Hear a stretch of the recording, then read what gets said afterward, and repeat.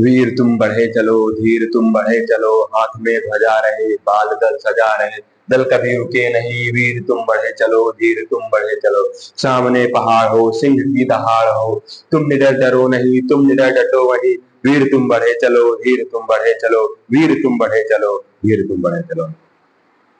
तो इसी के साथ एक नई ऊर्जा के साथ आज हम एक नए विषय की शुरुआत करने जा रहे हैं। इस समय टाइम हो रहा है लगभग 12 बज चुके हैं रात के, लेकिन हमारा जो जोश है ये आप सभी के प्यार और दुलार से कम नहीं हो रहा है और मैं इसको कम होने भी नहीं दूंगा। तो इसी के साथ आज हम हिंदी की शुरुआत करेंगे। हालांकि हिंदी के लिए हम अपने गुरु, जिनके माध्यम से लोग 100 में से 100 हिंदी में प्राप्त करते हैं, उनके द्वारा हिंदी के सम्राट माने जाने वाले एनपी सर से हिंदी क्लास करवाएंगे, जो कल से क्लासे आएंगी। लेकिन आज हम जो हिंदी का एक पोर्शन आता है जो सबसे महत्वपूर्ण और हर साल निर्धारित होता है, जिसे बोलते हैं खंड काव्य का चरित्र चित्रण, हर जिले का अलग अलग होता है। तो इस समय हम बात करेंगे प्रतापगढ़, जौनपुर से संबंधित जितने भी जिले आते हैं उनका एक खंड काव्य, महत्वपूर्ण खंड काव्य, उसका नाम है ज्योति जवाहर। उसकी चर्चा हम करेंगे और आपका 3 नंबर हम फिक्स कराएंगे। कितना नंबर? 3 नंबर। आपका जो हमारा 3 नंबर है, 3 में से 3 क्या हो जाएगा? ये फिक्स हो जाएगा। बस आप लोग ऐसे ऐसे बनाए रहिए और हमारे साथ मेहनत करते रहिए। किस्मत सबको मौका देती है, ध्यान सुनिए, किस्मत सबको मौका देती है लेकिन मेहनत सबको चौंका देती है। कई जीत बाकी है, कई हार बाकी है, अभी तो जिंदगी का सार बाकी है। कि कई जीत बाकी है, कई हार बाकी है, अभी तो जिंदगी का सार बाकी है। हम तो चले हैं नई मंजिल की ओर, ये तो केवल एक पन्ना है, अभी तो पूरी किताब बाकी है। चलिए इसी के साथ शुरुआत करते हैं अपने 3 में से 3 नंबर अर्थात हिंदी में 100 में से 100 दिलाने की तैयारी के साथ हम आज शुरुआत करने जा रहे हैं खंड काव्य की। तो ये जो हमारा ज्योति जवाहर है, खंड काव्य क्या है? ज्योति जवाहर। ये अब हर जिले के लिए अलग अलग होता है। यूपी बोर्ड का हमारा सिलेबस रहेगा। किस बोर्ड का? UP board. यूपी बोर्ड के हर जिले के लिए अलग अलग होता है। यूपी बोर्ड के 5-6 जिलों के लिए होगा, जिसमें प्रतापगढ़, जौनपुर, अन्य उसके आसपास के लगे जो जिले हैं उनमें से आएगा। आप लोग अपनी बुक में चेक कर लीजिएगा। जो इसके लेखक है, कहने का मतलब वो कौन है? उनका नाम है श्री देवी प्रसाद शुक्ल राय। क्या नाम है? श्री देवी प्रसाद शुक्ल राही। श्री देवी प्रसाद शुक्ल राही। ये क्या है जी? ये हमारा जो खंड काव्य है, जो हमारा खंड काव्य है, ये फिक्स रहता है, एकदम फिक्स है। 3 में से 3 नंबर आएगा। क्या आएगा? खंड काव्य के आधार पर ज्योति जवाहर खंड काव्य के आधार पर नेहरू जी का क्या लिखिए? चरित्र चित्रण लिखिए। तो इसकी चर्चा हम आज क्या करेंगे? चरित्र चित्रण करेंगे। सब सो गए होंगे लेकिन हम जग रहे हैं। हम जग रहे हैं तो एक दिन सभी को जगाएंगे। अब वो जो रात होगी, आपके रिजल्ट की जो रात होगी, तो सभी को, आपके जो आलोचक होंगे उनको सोने नहीं देगी। तो बस हम यही चाहते हैं कि उनकी नींद हराम हो जाए। नींद हराम करने का मकसद ये नहीं कि हम उसे बदला लेंगे, कहने का मकसद ये है कि आप इतना मेहनत और इतना संघर्ष करिए कि जो लोग आपको ताना मार रहे हैं और जो मार रहे थे पहले, वो आपके रिजल्ट को देखकर, आपके परिणाम को देख करके उनकी नींद ना आए, उनकी आंखों में नींद ना आए। इसी के साथ शुरुआत करते हैं। इसके लिए कौन? श्री देवी प्रसाद शुक्ल राय। तो हम शुरुआत करेंगे कि ज्योति जवाहर खंड काव्य के आधार पर पंडित जवाहरलाल नेहरू जी का चरित्र चित्रण। क्या देखने जा रहे हैं? ज्योति जवाहर खंड काव्य के आधार पर नेहरू जी का चरित्र चित्रण। तो खंड काव्य के आरंभ में जो कवि थे, कवि ने सर्वप्रथम पंडित जवाहरलाल नेहरू के जीवन का बहुत ही मार्मिक चित्रण प्रस्तुत किया। बहुत ही मार्मिक चित्रण प्रस्तुत किया है कि कांटों की नोकों पर चलना मेरे जीवन की शैली है, मेरी दिनचर्या जंगल से लेकर पर्वत तक फैली है। इस तरह से उन्होंने वर्णन किया है। चलिए आगे देखते हैं।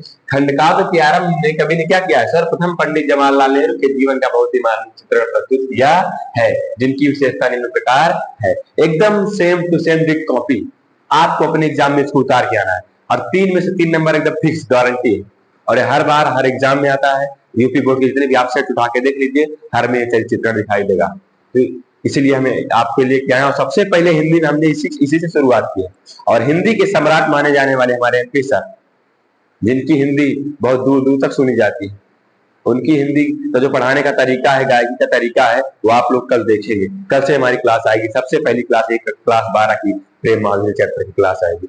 तो यहाँ पर देखते हैं क्या किया है ज्योति जवाहर खंडकाव्य के आधार पर। पंडित जवाहरलाल नेहरू का चित्र हम देख रहे हैं। खंडकाव्य के आरंभ में कवि ने सर्वप्रथम क्या किया है, पंडित जवाहरलाल नेहरू के जीवन का बहुत ही मार्मिक चित्र प्रस्तुत किया है, जिनकी विशेषता क्या है, निम्न प्रकार से है। अब इनकी विशेषता को देखते हैं। जैसे हमारी विशेषता है, देखिए आज गुलाबी शर्ट पहन के आए हैं, उसी तरह से अब हमारी विशेषता बहुत अच्छी अच्छी है। हम बोलते बहुत बढ़िया वक्ता है, कहते नहीं मुंह मियां मिट्ठू बनना, मुंह ही मियां मिट्ठू बन लेते हैं। अब रात में कौन आएगा, हमको कहने जी की आप बहुत अच्छे दिख रहे हैं, ये हुआ वो हुआ, बाल आप बहुत बढ़िया किए। तो वही तो निम्नलिखित इनकी विशेषताएं हैं, जो इनकी विशेषताएं उनको हम देखते हैं। सबसे पहली जो इनकी विशेषता थी, इनको लोग क्या कहते थे, लोकनायक। क्या कहते थे, लोकनायक।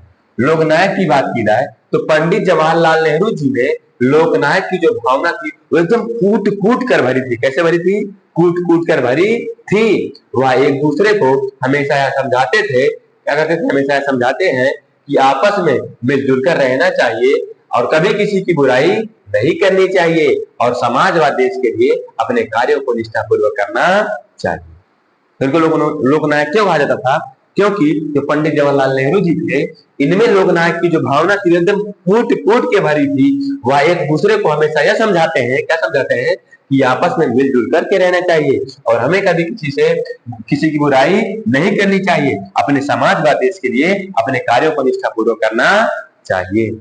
इसलिए इनको क्या क्या कहा जाता था, लोकनायक, यानी लोगों का नायक, लोगों का मसीहा कहा जाता था।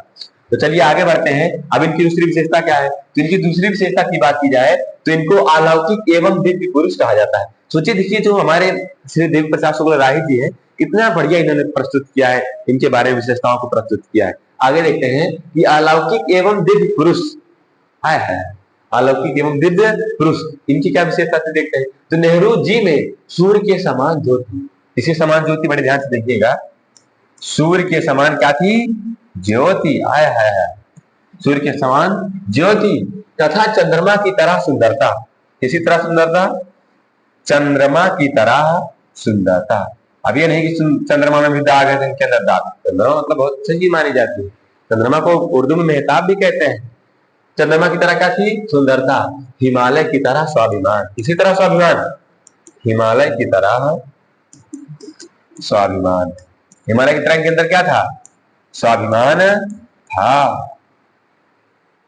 सागर की तरह क्या थी इनके अंदर, गंभीरता, इसी तरह गंभीरता, सागर की तरह गंभीरता। इनके अंदर सागर की तरह था, क्या थी, गंभीरता थी। हवा की तरह आबाद गति, हवा की तरह की क्या थी, गति थी।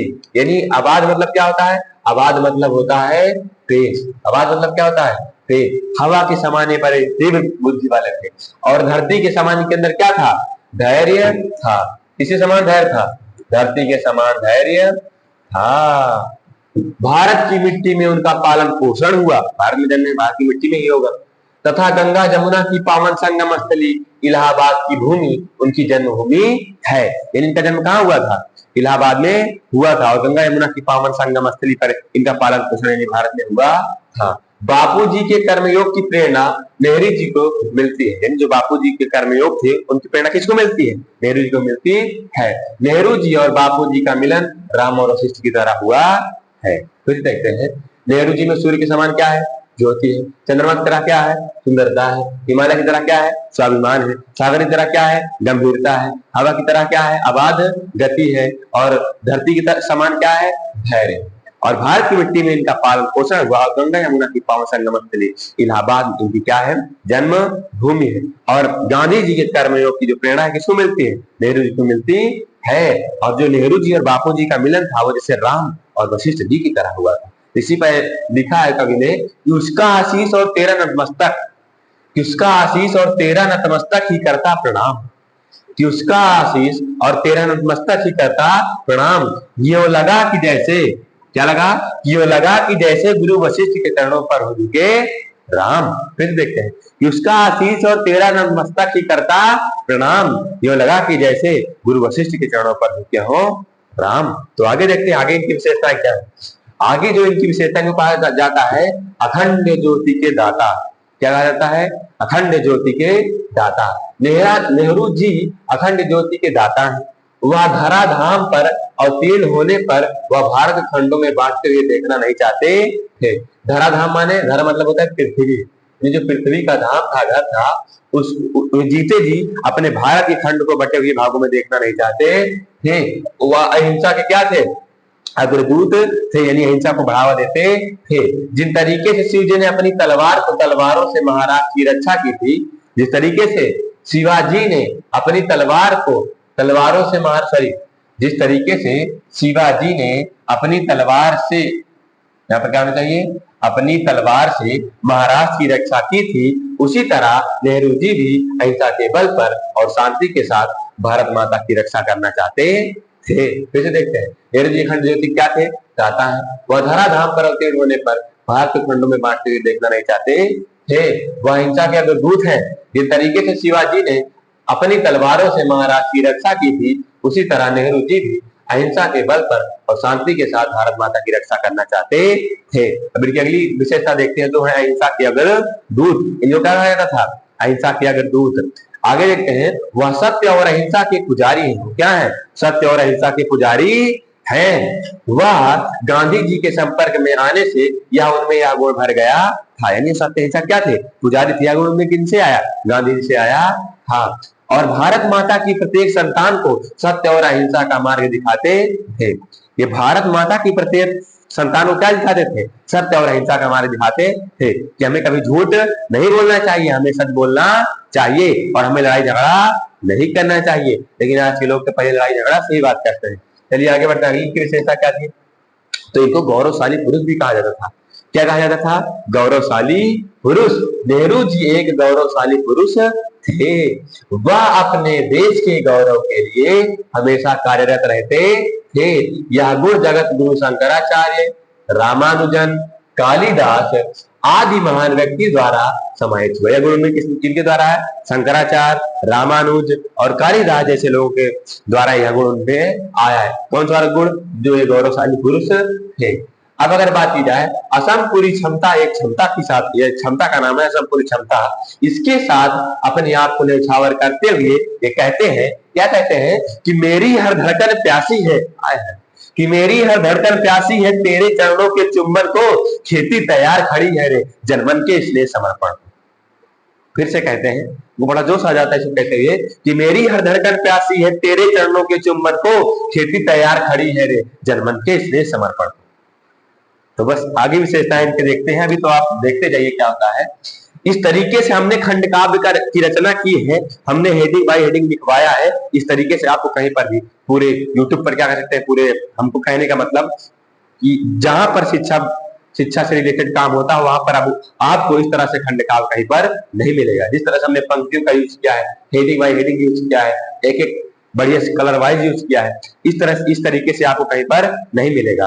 तो आप देखिए और अपने साथियों को भी दिखाइए और एग्जाम में जितना नंबर का ये क्वेश्चन आता है उसमें से पूरा प्राप्त करिए। एकदम सेम टू सेम लिखना। अगर नंबर कट जाएगा तो क्या कहें, नंबर कट जाएगा तो आप आइएगा हमारे पते पर, हम आपका अपना पता भेज देंगे और आइए, अब जो करना हो कर लीजिएगा। हम कुछ नहीं बोलेंगे, हम इतनी गारंटी देते हैं कि आपको हम जितने नंबर का याद है उसमें से पूरा नंबर हम दिलाएंगे। आगे विशेषता की बात करेंगे। आगे विशेषता हमारी क्या है? अगली विशेषता है बलवान और निडर पुरुष। नेहरू जी जो थे वो कैसे पुरुष थे? बलवान थे। सनी देओल सी बॉडी ये वाला नहीं, यही वाला था, लेकिन ये बलवान थे और निडर पुरुष थे। निडर माने किसी से डरते नहीं थे, चाहे जो आ जाए। पंडित नेहरू जी बहुत ही बलशाली और निडर पुरुष थे। वह हमेशा अपने देश पर न्यौछावर होना चाहते थे। वह कभी किसी से डरते नहीं थे, चाहे जो आ जाए, चाहे जितना जोर लगा लो, सबसे आगे होंगे हिंदुस्तानी। उसी तरह किसी से डरते नहीं थे। वह देश की रक्षा के लिए, लोगों की सम्मान के लिए हमेशा लगे रहते थे। भारत के प्रत्येक लोगों को शिक्षित और संपन्न देखना चाहते थे। वो देश के सम्मान के लिए, शिक्षा के लिए हमेशा लगे रहते थे और भारत के प्रत्येक लोगों को शिक्षित और सम्मानित देखना चाहते थे। तो इस पे कहा है बलवान और निडर पुरुष, कवि ने क्या कहा है कि कांटों की नोकों पर चलना मेरे जीवन की शैली, कि कांटों की नोकों पर खिलना या फिर चलना, कि कांटों की नोकों पर खिलना मेरे जीवन की शैली है। मेरी दिनचर्या जंगल से लेकर पर्वत तक फैली। इंट्रोवर्ट क्या है, आप इसको काली पेन से एग्जाम में लिखना है। इसको लिखने के बाद आगे बात करते हैं। अब इनकी एक विशेषता क्या थी, ये हिंदू और मुस्लिम एकता के प्रतीक माने जाते थे। वह हमेशा हिंदू और मुस्लिम को तथा भारत के संपूर्ण धर्म अनुयायियों के एक सूत्र में बांध कर रखना चाहते थे। वह सभी में भारतीय संस्कृति की विद्वता भरना चाहते थे। वह कहते थे कि जब तक हम लोग आपस में झगड़ते रहेंगे तब तक हमारे देश का और समाज का कल्याण नहीं हो सकता है। इसलिए मगर से कभी ने उपदेश दिया है, मगर नहीं होगा, यहाँ पर मगहर होगा, टाइपिंग मिस्टेक हो गई है। कहां से दिया है, मगहर से कवि ने उपदेश दिया है कि हिंदू मुस्लिम मंदिर मस्जिद काबा काशी का क्यों झगड़ा है, कि हिंदू मुस्लिम मंदिर मस्जिद काबा काशी का क्यों झगड़ा, भूल से मोल तू ना लेना, मजहब का या रगड़ा झगड़ा। कितनी प्यार भरी बातें कही है। आगे विशेषता देखते हैं नेहरू जी की। ये दीन दुखी और गरीबों के क्या थे, मसीहा थे। नेहरू जी जो थे ये दीन दुखी और गरीबों के मसीहा थे। पंडित नेहरू जी हमेशा दुखी और गरीबों की सेवा करना पसंद करते थे। वह हर व्यक्ति को अपने पैरों पर खड़े होने और उनके रोजगार की कामना करते थे। उनकी इस गुण को देखकर कश्मीर बोला कि गैरों की मर्जी से बदले ऐसी मेरी तकदीर नहीं। इस पंक्ति को कैसे एकदम जोश आ जाता है। मेरा अखंड भारत का जो सपना है उसको पूरा करने की हमारे अंदर एक शक्ति आ जाती है कि गैरों की मर्जी से बदले ऐसी मेरी तकदीर नहीं, भारत से अलग होगा कश्मीर नहीं, कश्मीर नहीं, कश्मीर नहीं।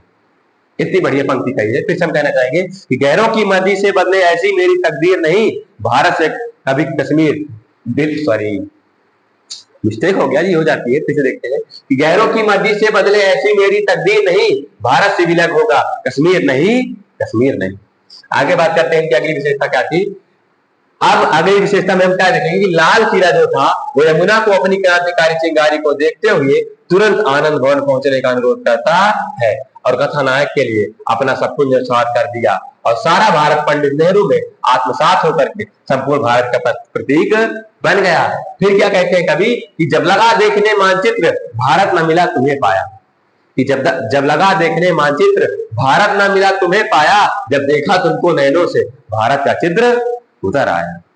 कितनी बढ़िया बढ़िया मार्मिक बातें की गई है। अगर आप चाहते हैं तो यही तक भी लिख सकते हैं, यही तक आपका समाप्त हो जाता है। लेकिन अगर आप चाहेंगे तो इसको भी लिखने का प्रयास करेंगे ताकि आपको अच्छा नंबर, अच्छा मार्क्स प्राप्त हो सके। और हमको लगता है कि आपने इस जो खंड काव्य था इससे बहुत सी चीजें सीखी होंगी। नेहरू जी के चरित्र के बारे में सीखा होगा, उनके व्यक्तित्व के बारे में सीखा होगा कि वो कैसे जिया करते थे, कैसे लोग सिखाते थे कि हमें हिंसा और सत्य का मार्ग अपनाना चाहिए। और बहुत बढ़िया बढ़िया पंक्तियां जो हमारे कवि जी ने कहा है, जैसे जब लगा देखने मानचित्र भारत न मिला तुम्हें पाया, जब देखा तुमको नैनों से भारत का चित्र उतर आया। इस तरीके से बात की गई है और इस तरीके से हमारा खंड काव्य समाप्त होता है। बस इतने ही लिखने की आपको जरूरत, इससे ज्यादा आप कुछ नहीं लिखेंगे, इसी में आपका पूरे में से पूरा नंबर आ जाएगा। और रही बात हिंदी की, अब तो हिंदी जगत में एक क्रांति ही आएगी, क्योंकि हिंदी के सम्राट कहे जाने वाले एमपी सर आप लोगों को हिंदी पढ़ाने वाले हैं। बहुत जल्द ही आपको वीडियो यूट्यूब हमारे यूट्यूब चैनल पर मिलेगा। तो बस अब ज्यादा बातें नहीं करेंगे। भायप भगति भरत आचार्य कहा सुनत दूषण हरनु। इस पंक्ति को हमने क्यों कहा है आप कमेंट में जरूर बताइएगा, हमारा विचार क्या था इस पंक्ति को कहने का। फिर से कह देते हैं कि भायप भगति भरत आचार्य कहा सुनत दुख दूषण हरनु। तो इसी के साथ अपनी वाणी को विराम देते हैं। हम बस एक गुजारिश और करेंगे, कुछ भी करिए या ना करिए, बस अगर आपको लगता है कि हमारे लिए और हमारे जो 10 वाले मित्र हैं, जो साथी हैं, उनके लिए फायदेमंद होगा तो आप उनके पास शेयर जरूर करें। एक मित्र के पास, 2 मित्र के पास, कम से कम 5 मित्र के पास इसको शेयर जरूर करें। हमको लगता है कि इस तरह से खंड काव्य कहीं मिलेगा नहीं, इसलिए हम चाहते हैं कि जितने ज्यादा से ज्यादा बच्चे इसको देखें और अपना नंबर पूरा प्राप्त करें। तो इसी के साथ अपनी वाणी को विराम देते हैं। छोटों को प्यार दें, बड़ों को सम्मान दें, सीखते रहें, सिखाते रहें। धन्यवाद। जय हिंद, जय भारत।